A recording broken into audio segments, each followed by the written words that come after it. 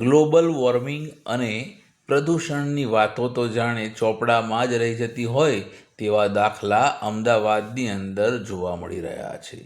પ્રદૂષણ નિયંત્રણ બોર્ડના જે નિયમો છે, નિયમોને નેવે મૂકીને ગટરમાં કેમિકલવાળું પાણી છોડતા યુનિટો ધમધમી રહ્યા છે, પણ તંત્રના આંખે પાટા બાંધ્યા હોય તેમ તંત્રને દેખાતું નથી.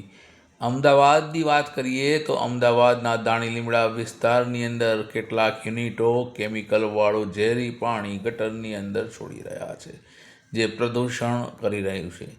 આના કારણે હજારો જીવો માટે જીવન જીવવા સામે પ્રશ્નાર્થ થઈ રહ્યો છે.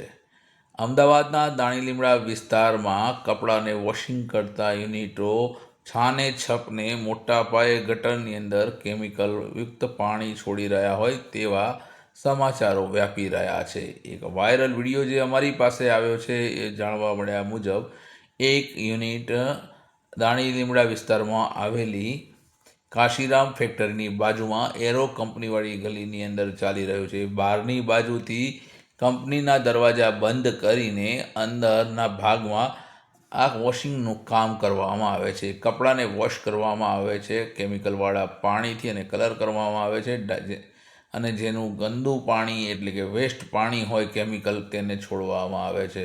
પણ તંત્રના નિયમોની અહીં કોઈ સરેઆમ ઉલ્લંઘન કરવામાં આવતું હોય તેવું જોવા મળી રહ્યું છે. તંત્ર કેમ આવા લોકો સામે પગલાં નહીં ભરતું હોય?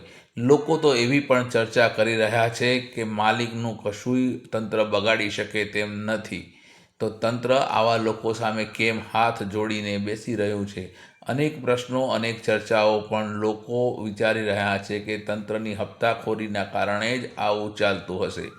જે હોય તે, પણ તંત્ર ક્યારે પગલાં લેશે એ તો વિચારવાનો પ્રશ્ન છે.